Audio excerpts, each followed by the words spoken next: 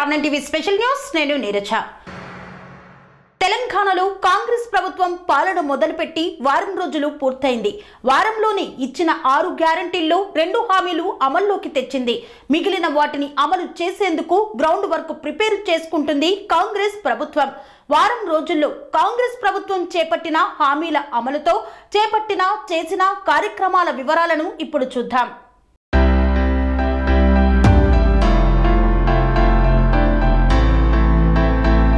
December 3న వెలువడిన assembly ఎన్నికల ఫలితాల్లో 64 స్థానాల్లో విజయకేతనం ఎగరవేసింది కాంగ్రెస్ పార్టీ. సొంతంగానే మెజారిటీ రావడంతో ఏ ఇబ్బంది లేకుండా ప్రభుత్వాన్ని ఏర్పాటు చేసింది. డిసెంబర్ 5న తెలంగాణ సీఎంగా రేవంత్ రెడ్డిని ప్రకటించింది కాంగ్రెస్ అధిష్టానం. డిసెంబర్ 7న తెలంగాణ కొత్త ముఖ్యమంత్రిగా యనమల రేవంత్ రెడ్డి ప్రమాణ స్వీకారం చేశారు. ఎల్బీ స్టేడియంలో లక్షలాది మంది ప్రజల సమక్షంలో ముఖ్యమంత్రిగా ప్రమాణ స్వీకారం చేశారు రేవంత్ రెడ్డి. ఆయనతో పాటు 11 మంత్రులు కూడా ప్రమాణం చేశారు. ప్రమాణ స్వీకారం చేసిన రోజునే తెలంగాణ ప్రజలకు ఇచ్చిన హామీని నిలబెట్టుకుంది. 6 గ్యారంటీలకు సంబంధించిన ఉత్తర్వులపై సంతకం చేశారు. అలాగే వికలాంగురాలు అయిన రజనీకి ఉపాధి కల్పించే ఉత్తర్వుపై సంతకం చేశారు సీఎం రేవంత్ రెడ్డి. ప్రమాణ స్వీకారానికి ముందే ప్రగతి భవన్ పేరును బిఆర్ అంబేద్కర్ ప్రజా భవన్ గా మార్చారు. ప్రగతి భవన్ ముందున్న ఇనుప బారికేడ్లను కూడా తొలగించారు. ప్రమాణ స్వీకారం చేసిన రోజు సాయంత్రమే కేబినెట్ సమావేశం కూడా నిర్వహించారు. ఆ సమావేశంలో కీలక నిర్ణయాలు తీసుకున్నారు. 6 గ్యారంటీల అమలు, రైతులకు ఆర్థిక సహాయం వంటి అంశాలపై చర్చించారు. ఇక 2014 నుండి డిసెంబర్ 7 వరకు ఆర్థిక పరిస్థితులపై శ్వేతపత్రం విడుదల చేస్తామన్నారు. రాష్ట్రం ఆర్థిక ఇబ్బందుల్లో ఉన్న 100 రోజుల్లో అన్ని హామీలను నెరవేరుస్తామని ముఖ్యమంత్రి, మంత్రులు తెలిపారు. డిసెంబర్ 8న విద్యుత్ శాఖపై రివ్యూ చేశారు సీఎం రేవంత్ రెడ్డి. డీ స్కీమ్లు దాదాపు 85,000 కోట్ల అప్పుల్లో ఉన్నాయని అధికారులు చెప్పారన్నారు. ఇక ఇటీవల రాజీనామా చేసిన సీఎండీ ప్రభాకర్ రావుతో సహా ఇతర అధికారుల రాజీనామాలు ఆమోదించవద్దని అధికారులకు సూచించారు సీఎం రేవంత్ రెడ్డి. 24 గంటల నిరంతర విద్యుత్ కొనసాగేలా ప్రణాళిక రూపొందించాలని ఆదేశించారు. డిసెంబర్ 9వ తేదీన ఉదయం ప్రమాణ స్వీకారం చేసిన మంత్రులకు శాఖలు కూడా కేటాయించారు.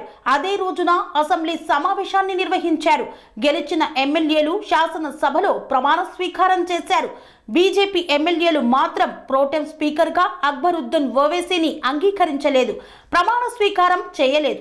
అదే రోజు అంటే డిసెంబర్ 9న సోనియా జన్మదినం సందర్భంగా 2 గ్యారంటీలు అమల్లోకి తీసుకువచ్చింది రేవంత్ రెడ్డి సర్కార్. మహిళలకు ఉచిత బస్సు సౌకర్యం అందుబాటులోకి తెచ్చింది. అలాగే రాజీవ్ ఆరోగ్యశ్రీ కింద వైద్య ఖర్చుల పరిమితిని 10 లక్షల వరకు పెంచింది. ప్రగతి భవన్ లో రోజు ప్రజా దర్బార్ నిర్వహిస్తున్నారు. ఈ కార్యక్రమానికి వేలాది ప్రజలు వస్తున్నారు. తమ సమస్యలపై వినతి పత్రాలు సమర్పించారు. రోజు గంటల నుండి 2 గంటల పాటు ప్రజా దర్బార్ జరుగుతోంది. తొలి రోజు సీఎం రేవంత్ రెడ్డి కూడా ప్రజా దర్బార్లో పాల్గొన్నారు. ప్రజల నుండి వినతి పత్రాలు తీసుకున్నారు. వారి సమస్యలకు సత్వర పరిష్కారం చూపించాలని అధికారులను ఆదేశించారు. ఇక మంత్రులకు శాఖలు కేటాయించడంతో వారు బాధ్యతలు చేపట్టారు. రోజు రివ్యూలు చేస్తూ ఆయా శాఖల అధికారులతో వరుస సమావేశాలు కూడా నిర్వహిస్తున్నారు. సీఎం రేవంత్ రెడ్డి కూడా వరుస సమీక్ష సమావేశాలతో బిజీగా ఉన్నారు. ఒక్కో శాఖపై క్షుణ్ణంగా సమీక్షలు నిర్వహిస్తున్నారు. టీఎస్పీఎస్సీపై కూడా రివ్యూ చేశారు. టీఎస్పీఎస్సీ ప్రక్షాళనకు ఆదేశాలు జారీ చేశారు. 10th ఇంటర్ పరీక్షలు దగ్గర పడుతుండటంతో పకడ్బందీగా నిర్వహించాలన్నారు. విద్యార్థులు ఏ విధమైన ఒత్తిడికి గురి కాకుండా చూడాలని కూడా ఆదేశించారు. అధికారంలోకి వచ్చిన 3 రోజుల్లోనే 6 గ్యారంటీల్లో 2 గ్యారంటీలు అమలు చేసిన కాంగ్రెస్ ప్రభుత్వం మిగిలిన వాటి అమలుపైన దృష్టి పెట్టింది. అయితే వాటికి ఆర్థిక ఇబ్బందులు తప్పేలా కనిపించడం లేదు. విద్యుత్ రంగం, పేద కుటుంబాలకు 200 యూనిట్ల ఉచిత విద్యుత్ హామీ అమలుపై చర్చించేందుకు సీఎం సమీక్షా సమావేశం నిర్వహించారు. ఇందులో విద్యుత్ రంగం మొత్తం అప్పులు సుమారు 81,000 కోట్లు ఉన్నాయని, ఈ పథకం అమలుకు ఏటా 4,000 కోట్లు ఖర్చయ్యే అవకాశం ఉందని అధికారులు ఆయనకు వివరించారు. ఇక బీపీఎల్ కుటుంబాలకు చెందిన మహిళలకు నెలకు 2,500, 500కు సిలిండర్, రైతులకు ఎకరాకు 15,000, అలాగే వ్యవసాయ కూలీలకు ఏడాదికి 12,000, వరి పంటకు కనీస మద్దతు ధర కంటే క్వింటాలుకు 500 బోనస్ ఇస్తామని కాంగ్రెస్ హామీ ఇచ్చింది. నిరాశ్రయులకు ఇళ్ల స్థలాలు ఇస్తామని, ఇళ్ల నిర్మాణానికి 5 లక్షలు ఇస్తామని హామీ ఇచ్చారు. సీనియర్ సిటిజన్లకు నెలకు 4,000 పింఛన్, విద్యార్థులకు 5 లక్షల చొప్పున విద్యా భరోసా కార్డు వంటివి కూడా అమలు చేయాల్సి ఉంది. ఇవన్నీ చక్కబెట్టడం, ఆర్థిక పరమైన ఇబ్బందులను దాటడం కాంగ్రెస్ ప్రభుత్వం ముందున్న సవాళ్లు. ఇక కాంగ్రెస్ ప్రభుత్వంపై అప్పుడే ప్రతిపక్షాలు విమర్శలు మొదలయ్యాయి.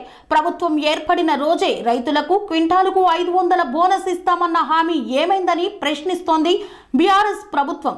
రైతులు కళ్ళాల దగ్గర ఎదురు చూస్తున్నారని, ఇంకెప్పుడు అమలు చేస్తారని విమర్శన అస్త్రాలు ఎక్కుపెట్టింది.